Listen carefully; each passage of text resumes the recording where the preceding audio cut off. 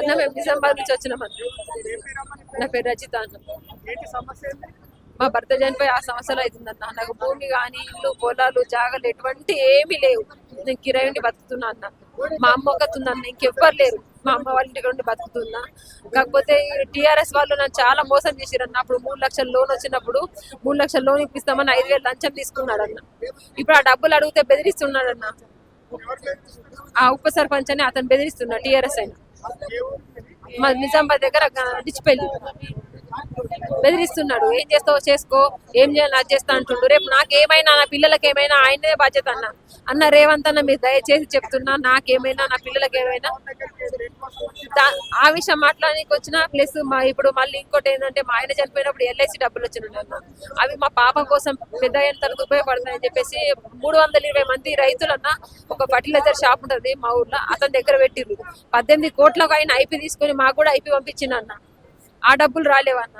అక్కడ లాసు ఇక్కడ లాసు, అంతటా లాస్ అయిపోతుందన్న. నాకు ఇంకెక్కడ ఎవరికి పోయి చెప్పుకుందామన్న దిక్కు దీము ఎవరు లేరు. నాకు చుట్టాల వల్ల ఇప్పుడు చుట్టాల వల్ల కూడా సపోర్టింగ్ లేదు. ఎక్కువ సపోర్ట్ 2 కిడ్నీలు ఫెయిల్ అయ్యాయన్న.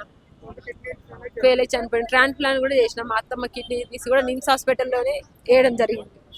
ఆయన బ్రతకలేదు. 2 పిల్లలన్న. ఒకళ్ళు 9th ఒకళ్ళు 8th అన్న. అన్న రేవంత్ అన్న మీకు దయచేసి చెప్తున్నా, నా తరపు నుంచి నేను తప్పు మాట్లాడితే క్షమించండి అన్న. నేను ఒక కాంగ్రెస్ కార్యకర్తనే. నేను ఇప్పటి నుంచి కదన్నా, నాకు ఊహ తెలిసినప్పటి నుంచి వైఎస్ రాజశేఖర రెడ్డి గారు ఉన్నప్పటి నుంచి నేను కాంగ్రెస్ కార్యకర్తనే అన్న. కాకపోతే ఈ సంవత్సరం చాలా గట్టి పోటీ చేసిన అన్న. ఎందుకంటే మీకోసము మీరు గెలవాలా, మీరు గెలిస్తేనే ప్రభుత్వం మారుతుంది, మా జీవితాల్లోకి వెలుగు వస్తుంది అని నాకు చాలా గట్టి నమ్మకం ఉండి మేము ఇంటింటికి పోయి పాంపులెట్ పట్టుకొని పోయి కూర్చొని బీడీ చేసే వాళ్ళ దగ్గర, ఇట్లా ముసళ్ళ దగ్గర కూర్చొని వాళ్ళకి ఎక్స్ప్లెయిన్ చేసినాము. ఇది పథకం, ఇది పథకం అని చెప్పేసి వాళ్ళకు ఎక్స్ప్లెయిన్ చేసినామన్న. రేవంత్ అన్న మీరు దయచేసి నాకు ఒక 10 నిమిషాలు నాకు ఒక అపాయింట్మెంట్ ఇవ్వండి అన్న. పర్సనల్ గా మీతో మాట్లాడే చాలే ఉందన్న. మీ మీద నాకు చాలా నమ్మకంతో నేను ఇక్కడ దాకా ఇప్పటికి 2వ సారి నేను రావడం ఇక్కడికి. చాలా నమ్మకంతో వస్తున్నా. మీరు నాకు కలవాలన్నా.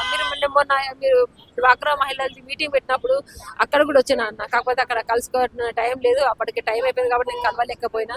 కానీ దయచేసి నాకైతే ఒక 10 నిమిషాలు టైం ఏంటన్నా. నాకు బతకడానికి మాకు ఇట్లా కలవని సార్, వాళ్ళు ఎవరు కలవని, పోలీసు వాళ్ళు పంపించేసారు ఇటు. లేకపోతే నేను అట్లనే కలుస్తుంటే ఇచ్చాను సార్. వాళ్ళు బాక్స్ లో వేసుకుంటున్నారు తీసుకున్నారు. ఇంతకుముందు ఇచ్చినప్పుడు వాళ్ళు ఫోన్ చేసి మా నిజామాబాద్ వాళ్ళు అంటే వర్క్ గురించి అని ఫోన్ చేసిరు. కాకపోతే ఏంటంటే ఇప్పుడు జాబులు ఏం ఖాళీ లేవమ్మా, ఖాళీ ఉన్నప్పుడు చెప్తాము, మీరు వచ్చి ఇక్కడ సిగ్నేచర్ పెట్టండి. ఎందుకు మేడం సిగ్నేచర్ జాబులు లేవంటారు, సిగ్నేచర్ ఎందుకని నేను అడిగిన. అంటే మీరు ఇక్కడికి వచ్చి మాకు అటెండ్ అయినట్టు మళ్ళీ మేము వాళ్ళకి రూల్స్ పంపించాలి అని చెప్పేసి అన్నారు అన్న. కాకపోతే అట్లా వద్దు, నాకు ఖచ్చితంగా జాబ్ కావాలి. జాబ్ లేకపోతే నేను బతికే స్థితిలో లేను. నా పిల్లలు చాలా చిన్నగా ఉన్నారన్న. నాకు ఇంకెవ్వరు సపోర్ట్ లేదు. నేను చనిపోతే నా పిల్లలకి ఎవరు దిక్కులేరు. మా అమ్మ నా చేతగా ఉంది. నాకు ఖచ్చితంగా స్వీపర్ పోస్ట్ అన్నా సరే నాకు కావాలన్న. నాకు దయచేసి రేవంత్ అన్న మీ కాళ్ళు మొక్కుతా. రేవంత్ అన్న జాబ్ కావాలి. ప్లస్ ఈ టీఆర్ఎస్ నా కచ్చరా కొడుకుల్ని మాత్రం ఎట్లా చేయాలంటే అట్లా చేయాలా.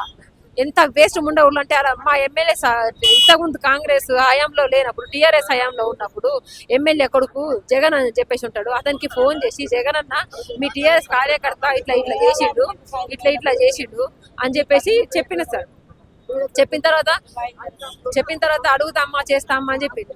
మళ్ళీ నెక్స్ట్ టైం నుంచి ఫోన్ చేస్తే ఇప్పటికి కూడా ఫోన్ లేపట్టు. ఇప్పుడు కూడా చెప్తున్నా, నేను మైక్ లో చెప్తున్నా, ఎవరైనా వినండి వినకపోండి. ఏ టీఆర్ఎస్ వాళ్ళు చూసినా ఎవరు చూసినా నాకేం భయం లేదు. నన్ను ఏమన్నా చేశారనుకో ఇది మాత్రం టీఆర్ఎస్ మీద పడుతుంది. నాకు కానీ నా పిల్లలకు కానీ ఎలాంటి హాని జరిగినా టీఆర్ఎస్ వాళ్ళ మీద వేస్తాయింది. ఇప్పుడు ఇందులో రికార్డ్ అయింది. టీఆర్ఎస్ వాళ్ళ బాధ్యత నాకేమైనా నేను ముందే చెప్తున్నా. నా దయచేసి నాకు రేవంత్ అన్న దయచేసి మీ అపాయింట్మెంట్ నాకు ఖచ్చితంగా కావాలి. మీకోసం నేను ఎంత తిరిగినో ఎంత చేసిందో ఒక్కసారి మా ఎమ్మెల్యే భూపతి రెడ్డి సార్ దగ్గర మేము తిరిగింది చేసింది అన్ని రికార్డ్స్ ఉంటాయి కదా, ఒక్కసారి అది చూసుకోండి అన్న. మేము చాలా తిరిగినాము. ఎందుకంటే కాంగ్రెస్ వస్తేనే మళ్ళీ ఇంద్రమ్మ రాజ్యం వస్తేనే మా బతుకులు బాగుపడతాయి. టీఆర్ఎస్ ఉన్న రోజులు తిన్నోళ్ళే తింటారు, దొంగలే వాళ్ళు మొత్తం దొంగలే టీఆర్ఎస్ వాళ్ళు. ఆ ప్రభుత్వం మాకు ఇదే కావాలా. రేవంత్ అన్న నేను తప్పు మాట్లాడుతూ నాకు క్షమించు. మీరు ఇచ్చిన హామీలు కూడా కరెక్ట్ గా నెరవేరుస్తున్నారు. అలాగే నెరవేర్చండి. కొంచెం టైం ఇవ్వండి. ప్రజలకు కూడా కొంచెం మాట్లాడడానికి ఛాన్స్ ఇవ్వండి. ఎందుకంటే ఈ ఛాన్స్ ఇస్తేనే మళ్ళీ మనం ఇంకా 5 సంవత్సరాలు ముందుకు వెళ్ళడానికి ఛాన్స్ ఉంటుంది. ఇప్పుడు ఆ ఎమ్మెల్యే కానీ ఆ సీఎం కానీ ఎంత ప్రౌడ్ గా మాట్లాడుతుండే అసలు ఇక్కడ ఈ సీఎం ఇప్పుడు ఈ గేట్స్ అన్ని ఓపెన్ అప్పుడు ఈ గేట్స్ ఓపెన్ లేవు ఆ నుంచి అటే కలిసి వెళ్ళిపోవాలా అటే కానీ మీరు వచ్చాక ఇదంతా క్లీన్ చేసిర్రు ఇది అన్న ఇది మాకు కావాల్సింది కాబట్టి మీరు కూడా కొంచెం ప్రజలను కొంచెం మాట్లాడండి అన్న ఒక 2 నిమిషాలు ఎందుకు కాదు ప్రజలతో మాట్లాడితే మాకు ఇంకా నెక్స్ట్ ఇయర్ కూడా ఇదే రావాలని కోరుకుంటున్నాము కంపల్సరీ వస్తుంది ఖచ్చితంగా వస్తుంది మీరు చేసే పనులు అట్లా ఉన్నాయి కాబట్టి ఖచ్చితంగా వస్తుంది అన్న నేను తప్పు మాట్లాడితే క్షమించన్న రేవంత్ అన్న కానీ నాకు మాత్రం ఒక 10 నిమిషాలు నాకు అపాయింట్మెంట్ ఇవ్వండి అన్న దయచేసి ఇంకోసారి చెప్తున్నా నాకు కానీ నా పిల్లలకు కానీ ఏమైనా టీఆర్ఎస్ దే బాధ్యత రేవంత్ అన్న చెప్తున్నా